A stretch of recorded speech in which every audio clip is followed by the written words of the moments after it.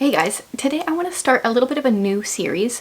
Over the last few years, I have had what I've called a homeschool vision planner guidebook. It's really just a bunch of questions and prompts to kind of like help you reflect on the last year and kind of plan a vision for your next homeschool year. And I found that while I was filling that out, I was putting my answers in a notebook, and I wasn't going back and looking at my answers throughout the year, and it wasn't working as well as I wanted. So this year I have a binder for myself. I've been putting I have my own personal line a day in here. I have my reading journal. I have some different homeschool planning resources in here. And I decided what I did do is to turn my homeschool vision planner into an actual vision planner. So it's a printable that I have. And I gave myself space to answer these questions, and I kind of wanted to go through some of this in a series online here because I thought it would be interesting. So the thing we're going to do today is we're going to look back on the last year, and I want to share a bit of a review of how our homeschool year went. And it was an interesting one, like it was I think for most families this last year. So we're going to talk about that. So this particular page that I'm using for this, I have a page called Looking Back that has well, we're going to go over four of the prompts. Yeah, four of the prompts. So the first one is what worked well for us this year. I always like to kind of start on a good note. Looking back, what did we do that worked? What's something we want to continue? And the very first thing I wrote down was unit studies. This year, I think we started in February. We started unit studies. Now the first one didn't necessarily work out that great for us, but it spurred us on to do other unit studies and create our own. And it has been working so well for a number of different reasons. But one of the reasons that I've been liking unit studies is because it's so easy for me to remember what we did for when I need to report to our school division. I'm probably going to be writing our report this next week probably, and yeah, we're going to talk about that a little bit more. Another thing that worked well is when we had memory verses in our unit studies, specifically our Vikings unit study. My kids had so much fun with that, and I found it easier to memorize verses. I've been trying to memorize some on my own, but I found it easier when my kids were also memorizing the verse because we're saying it out loud together. The kids are making up fun actions, and it was fun for all of us. And so it wasn't something we did for a long period of time, but when we did it, it worked well. And I'm going to be pulling that into this next year for sure. And actually, Jared is planning a memory verse, I don't even know what he's going to call it, some kind of memory verse unit coming up. And I'm looking forward to that so much. Another thing that worked really well is my kids listening to individual audiobooks. I have said before, my son has turned 8 and he has done most of his reading via audiobook, because when kids struggle to read, they're ready for bigger stories than they can often read, and he has devoured a number of stories this year, a number of books, a number of series, and audiobooks have been wonderful. And my daughter as well, whenever they're playing with Lego, they're listening to audiobooks. The way we do it, my kids do have headphones and they listen to their own books. Sometimes I wish it was more like a speaker and we were all listening at the same time. We've done that in the past, but often with little kids, you kind of need a little bit of a noise blocker so you can actually hear what's going on with your book. And my kids flew through so many books because of audiobooks. And then speaking of my son and reading, his reading took off this year. In the last 3 months probably, it just phew. And I have a video talking about some different tips for struggling readers. And I think part of it was his age and just the persistence. But I think a huge part of why reading took off for him this year is because it seemed to be right after we turned subtitles on our TV, it clicked. He loves to watch TV, but I found he was totally reading along, and it was kind of just a secret little move that seemed to just push his reading over the edge and made everything click. Another thing that something we did all year long, and we don't normally do well with things that are commitment. Really, we have commitment issues in our house. We don't do well with year-long things, but something that we have kept up with is the kids' line a day notebooks. We've talked about this before, their little journal where they write like a sentence or a paragraph of something that happened that day.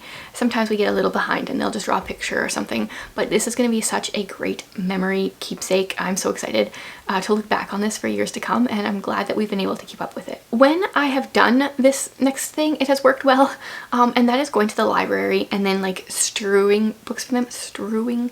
I talked about this a little bit in my last library haul. Recently it's been a little bit harder because the baby has been crawling and pulling herself up on things, so the coffee table that I normally use has been kind of not able to be used for the last little while, but I think maybe she's getting over all of her, like, you know, destroying books thing. Yeah, so anyway, the coffee table I think is good to go again, or else we're just going to use the kitchen island. But I just like to put out a couple of random informational books, like either Usborne books or DK books or picture books, and just let my kids pick up what they're interested in. And it is so interesting. Since my last video I put out a few, and you guys know I was trying to figure out, should I buy like the Sing a Song of Seasons book, and that was one of the ones I put out, and then the two Usborne 100 Things to Know About. There was Food and Planet Earth. You guys, they haven't even looked at the Sing a Song of Seasons book. I even had it open and they were just kind of like, oh yeah, like, so I don't think I'm gonna buy that book. As much as I personally love it, I don't think my kids do. But the Usborne food one, 100 Things to Know About Food or whatever it is, my daughter has just like read that book, and my kids have both just been enthralled with it. Yeah, so every few days I kind of like put two different books out. Sometimes I take out the previous books, sometimes I leave them if they've been like really interested in them, and it's just like a way for them to just gather random information, things they're interested about, figure out different topics that they're interested about, and I love that. Something we've been doing for the last little while is teaching my daughter to bake. So she doesn't really like to cook, but she likes to bake, and that works out so well for me because I like to cook and I don't like to bake.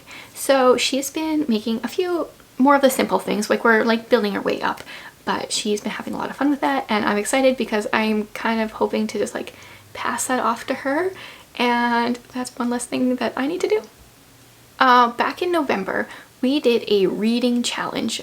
We put it out there, we had a bunch of people join, and that went really well. I can't believe we didn't do another one. I was expecting to do another one, but life happened and we didn't. So we're definitely going to do another one sometime in the school year. So watch out for that, because it was fun to have people join in and we had prizes and all that.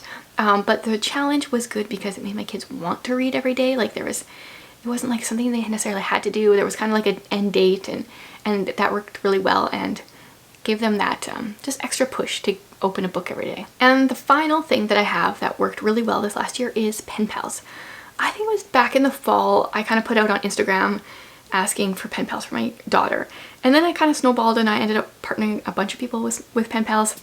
I don't think I'm going to do that again because that was a lot of work, but my daughter has a few different pen pals that she's been keeping in touch with, and it's just been really good. It kind of pushes her out of her comfort zone to think of like questions to ask them. She likes to hear about them. We've like looked up where people live on the map, and you know, it's good for so many different things. And then for my son as well, he originally didn't want to have a pen pal because he doesn't like to physically write, but we've been doing some like typing of letters, and it's been actually really good. Okay, now what didn't work well? I actually only wrote down 3 things, but it feels like more. This was a hard year. I'm glad that I have so many things listed that did work and not so many things that didn't work, but it felt like there was more things that didn't work than did. So one thing that we have depended on for years and years that did not work in the last 3.5 months, almost 4 months now, is our mealtime audiobooks. It's like without fail, as soon as we sit down to eat, that's when the baby started fussing. And I really depended on those family audiobooks as a big part of our day, I realized. And for the last few months we haven't been able to do them. Now that being said, I think we're getting out of that phase now. She's kind of sitting down with us and eating with us. So hopefully we can start that back up right away. But that is something that had worked well for years and was working well for the first half of the year. And then life circumstances made that change. But hopefully we can get back into it, and then hopefully I will come up with a list of books that we want to listen to together as a family. Okay, and then I had another fail. I think this is like the 2nd year in a row where I didn't keep track of what we did at all this year. Yeah, So for my school division, we don't have a ton that we need to like send in or record each year. And I feel like that's kind of made me a bit of a slacker, especially this last year. Prior to us starting unit studies in February, we mostly were unschooling, and I know we learn a lot as unschoolers. Like, my kids are always learning things. But apparently, if I don't write it down, I don't remember any of it. So I'm gonna have to like do some major digging to remember what it was that we actually went over and learned about throughout the beginning of the year. So record keeping is something I am vowing to do better with next year, and I'm going to go into the year with some kind of record keeping sheets. I'm already planning this. I just need to follow through. I'm going to do it. Okay, and then the last thing I wrote on this, like what didn't work well, I wrote baby/toddler. Like, she's adorable, we love her, but like she really gets in the way of homeschooling. And same with the toddler. Yeah, but you know, by the fall, the baby is going to be a year and the toddler is going to be almost 3, and I feel like we're going to get into our groove a little bit more. We totally got the baby thrown on us, and that has a lot to do with it. So I think we're going to get into our groove here come the fall. I'm feeling confident. Okay, and then the next prompt that I had was something we did too much. And here I wrote screen time, for sure. But I mean, I feel like this every year after winter. I mean, we live in Saskatchewan. It's normal for it to get down to like -30 for a few weeks. Or like to have months of -20 to -40. We don't do a whole lot outside. And then you pack COVID on top of it. When we weren't allowed to see people, there was extra screen time. I understand it. I am okay with it because it was for a season, but I'm hoping this does not continue. I'm planning on this not continuing. The next one is bad attitudes. And you guys, I will admit, it stems from me. If I am in a bad mood, like everyone's in a bad mood. And also I feed off of the mood of others. So if other people are in a bad mood, then I'm in a bad mood, and then they're in bad, like it just snowballs. So I want to be intentional with not like faking, you know, a good mood, but also kind of like faking a good mood. Because sometimes if you can kind of fake it, you can make yourself believe it. And I mean, if there's like other stuff going on that needs to be dealt with, I'll deal with that. But sometimes a person just has to choose to be joyful, I think. And I want to do better with that next year. And then the last thing I wrote down that we did too much was hanging out on our own too much. I feel like this year we really kind of like separated and tried to have our like quiet times, I don't know, have extended periods of alone time. Just because we were kind of maybe all getting sick of being cooped up and sick of being in the same house together and just sick of the way things were. But I feel like we're kind of getting out of that now, so hopefully this next year we can kind of come together more as a family. And then the last prompt that I'm going to talk about today is something that I wish we would have done more.